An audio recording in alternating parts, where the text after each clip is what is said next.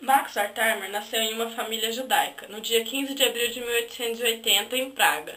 Quando era criança, pensava em ser músico, chegando a aprender a tocar violino, piano, contrabaixo, violão, flauta doce e etc. Em 1900, ele começa a estudar na Universidade Charles University de Praga, cursando Direito.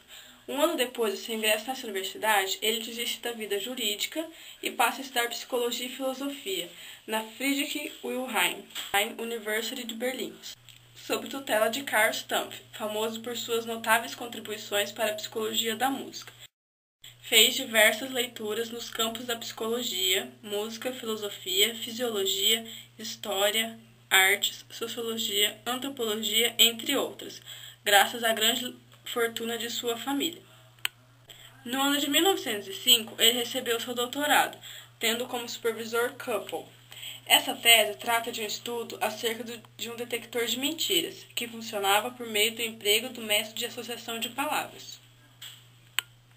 Entre os anos de 1905 e 1912, Wattermeyer fez estudos universitários privados no Instituto de Fisiologia em Praga e em Viena, em hospitais psiquiátricos de Praga, Frankfurt e Viena, e estudou música no Instituto de Berlim.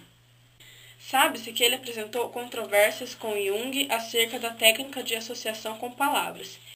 Em 1910, Wattermeyer interessou-se pela percepção do movimento.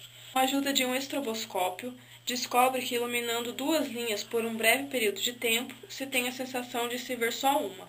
A este fenômeno chamou de fenômeno Phi.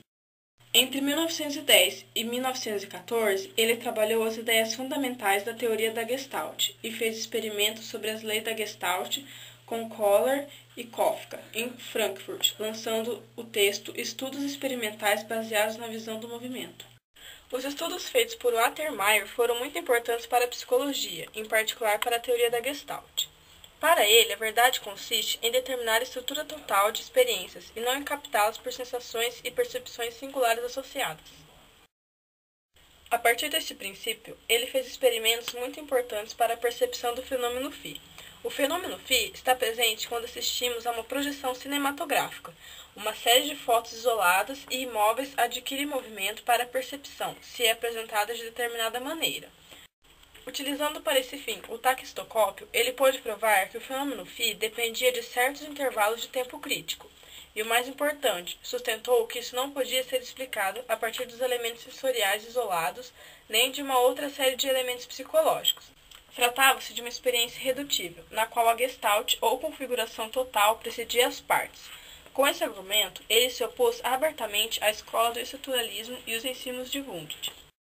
A Gestalt se funda basicamente na doutrina do inatismo.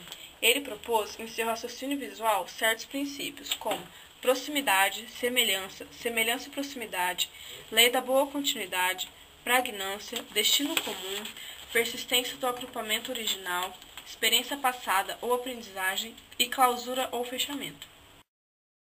Entre 1912 e 1922, acredita-se que Wattermeyer fez leituras particulares em Frankfurt e mais tarde em Berlim, onde teve contato pela primeira vez com Albert Einstein.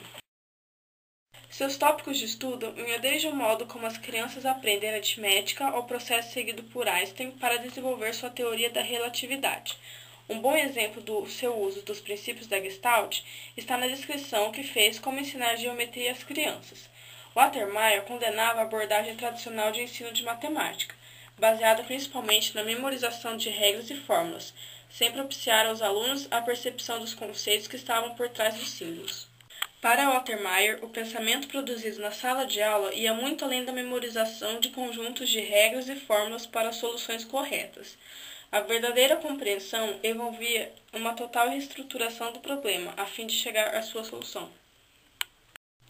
Assim que Hitler subiu ao poder em 1933, vários professores judeus foram demitidos, inclusive Albert Einstein e seu amigo íntimo Wattermeyer. Hitler, certa vez, comunicou: se a demissão de cientistas judeus significa a aniquilação da ciência alemã contemporânea, ficaremos sem ciência por alguns anos. E, com isso, Hitler estava certo. Os efeitos da sua liderança conseguiram destruir a psicologia na Alemanha por toda uma geração. Logo depois da subida deste ao poder, Wattermeyer, que era judeu e percebeu que a coisa ficaria ainda mais feia, pegou a mulher e os 3 filhos e emigrou para os Estados Unidos.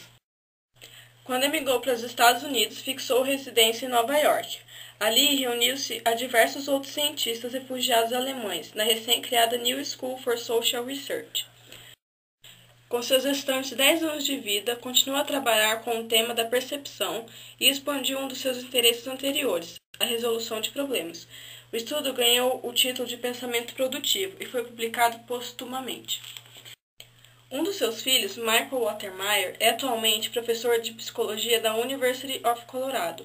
Além de importante historiador da psicologia, ele é reconhecido pela APA como professor emérito e pela PSYCH, prestigiosa sociedade norte-americana de estudantes como líder.